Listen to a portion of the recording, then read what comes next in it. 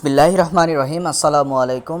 আজকে দুঃখ ভারাক্রান্ত মন নিয়ে ভিডিওটা শুরু করলাম। আসলে আমরা 2 দিনের দরপতনে, বড় ধরনের দরপতনে, আসলে ফ্লোর প্রাইস থাকা সত্ত্বেও এত বড় ধরনের দরপতনে আমরা খুবই হতাশ এবং কি চিন্তিত, এবং কি সেই বিষয়টা নিয়ে কেন এই দরপতন এবং কি এটার করণীয় কি, ভবিষ্যতে এরকম সিচুয়েশনে আমরা কি করব বা এখন কি করব, এই বিষয়গুলো নিয়ে আজকে গুরুত্বপূর্ণ একটা ভিডিও আপনাদের সাথে শেয়ার করব কিছু ইনফরমেশন। যাই হোক, মেইন টপিকে চলে যাই। বর্তমানে ইন্ডেক্স আমরা দেখতে পাচ্ছি 620.80। আমরা দেখতে পাচ্ছি আরএসআইয়ের খুব ভালো একটা পয়েন্ট খেয়াল করবেন। আরএসআই দেখতে পাচ্ছি মাত্র 24.1510, যেটা মানে বলা হয় হলো একদমই ঝুঁকির আরএসআই না, ইভেন এটা মিডেলেও না, এটা লো রেঞ্জের থেকেও নিচে। লো রেঞ্জ আমরা 50-তে ধরি, 40-50 এরকম লো রেঞ্জ ধরি, তার থেকেও এটা নিচে। যাই হোক, এখন কথা হলো যে এমএসিডি আমরা দেখতে পাচ্ছি হলো -10.9671। এটা আমরা ডে ক্যান্ডেলস্টিক প্যাটার্ন দেখতে পাচ্ছি। এখন কথা হলো যে আমাদের এই দরপতনের কারণটা কি। প্রথমে কারণটা নিয়ে একটু কথা বলি। কারণটা হলো আমাদের অতিরিক্ত সেল প্রেশার। আমি জানি না হঠাৎ করে কেন এত সেল প্রেশার দিচ্ছেন, বা আমাদের মতো কেউই দিচ্ছে। বড় বড় কোম্পানি কিছু কাজ করতেছে এবং কি সাধারণ বিনিয়োগকারীরা এই সেল প্রেশারগুলি দিতেছে হঠাৎ করে।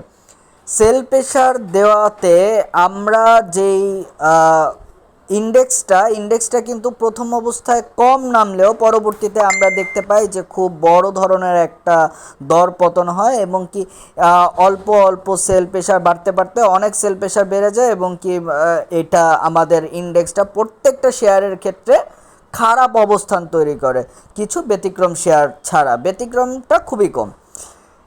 প্রথমত আমাদের সেল প্রেশারটা কমাতে হবে, আমাদের ধৈর্য ধরতে হবে। আমরা ট্রেডার না হয়ে ইনভেস্টর হই। আমরা শেয়ার মার্কেটে এমন মেন্টালিটিতে আসি যে আমরা মোটামুটি একটা শেয়ার কিনে ওটা থেকে যেই লাভটা আমরা ধারণা করি বা চিন্তা করে ওই শেয়ারটা কিনি, ওই লাভ না হওয়া পর্যন্ত ওই শেয়ারটা থেকে না বের হই।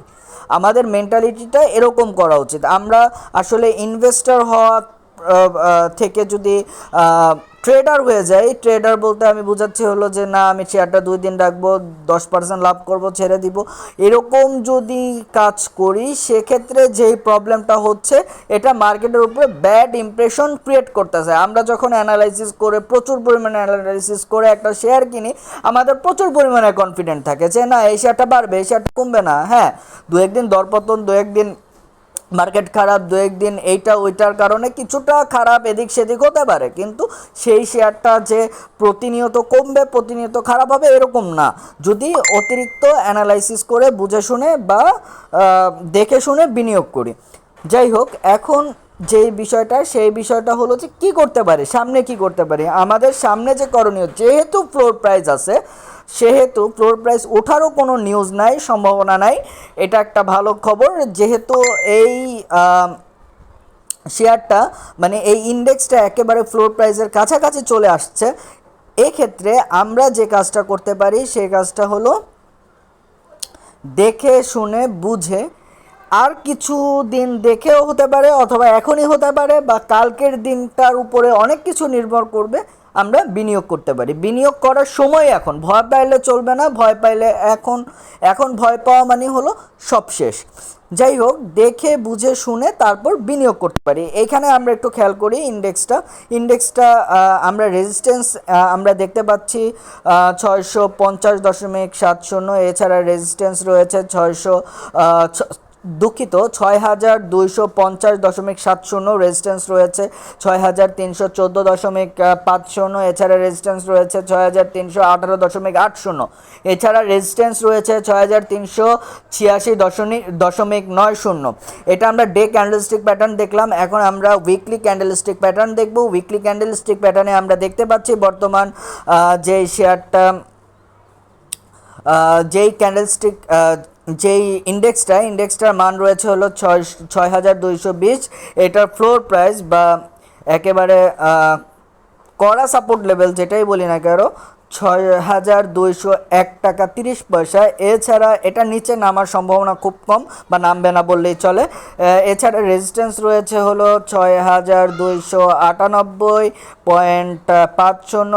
6314.50, 6395.70। এখন আমরা আরএসআইয়ের মান দেখতে পাচ্ছি 39.71, যা একদমই রিস্কি পজিশনে নেই। এছাড়া এমএসিডির মান আমরা দেখতে পাচ্ছি -4.3586, যা এখন পর্যন্ত সেল সিগন্যাল অব্যাহত রাখতে বলছে।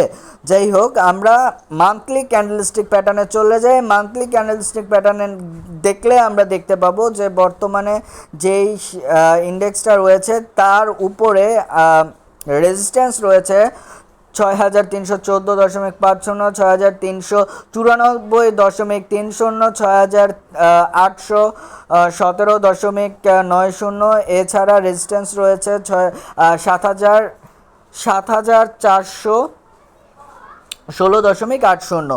আরএসআইয়ের মান আমরা দেখতে পাচ্ছি 50.259, যা মোটামুটি একটা অবস্থান করছে, মিডল অবস্থান করছে, অনেক বেশি রিস্কি বা অনেক বেশি রিস্ক ফ্রি এরকম না। এমএসিডির মান আমরা দেখতে পাচ্ছি -56.44, যা এখন পর্যন্ত সেল সিগন্যাল অব্যাহত রাখছে। যাই হোক, মূল টপিকটা আবার একটু রিপিট করি, সেটা হলো সেল প্রেশার বন্ধ করি। এখনই বিনিয়োগের সময়, বিনিয়োগটার সিদ্ধান্তটা আমরা বুঝে শুনে তারপর নেই। আমরা হয়তো বা অলরেডি দেখতে পেয়েছি যে আমার যেই শেয়ারগুলো ড্যাফোডিলকম, এছাড়া সোনালী পেপারস, ড্যাফোডিলকম আজকে বেড়েছে অনেক প্রতিকূলতা বা অনেক ফলের পরেও শেয়ার মার্কেটটা। গতকালকে কিন্তু সোনালী পেপারস আপনারা দেখতে পেয়েছেন যে মাত্র 10টা না 13টা শেয়ার জানি বৃদ্ধি পেয়েছে, তার মধ্যে সোনালী পেপারস একটা। আজকেও কিন্তু একই অবস্থা, 20টার নিচের শেয়ার বৃদ্ধি পেয়েছে, তার মধ্যে ড্যাফোডিলকম একটা। যাই হোক, আমরা বুঝে শুনে তারপর বিনিয়োগ করি, এমন একটা সিচুয়েশনে নিয়ে যেয়ে বিনিয়োগ করি যে কনফিডেন্ট থাকবে, কনফিডেন্টটা এমন কনফিডেন্ট যে এই শেয়ারটা নিচে নামবে না, এই শেয়ারটা নিচে নামতে পারে না, এই শেয়ারটা খুব ভালো স্ট্রং একটা পজিশন ক্রিয়েট করেছে। যাই হোক, সবাই ভালো থাকবেন, সুস্থ থাকবেন, অবশ্যই এই সময়টা ধৈর্যের সাথে পার করবেন। সবাইকে অসংখ্য ধন্যবাদ। আল্লাহ হাফেজ।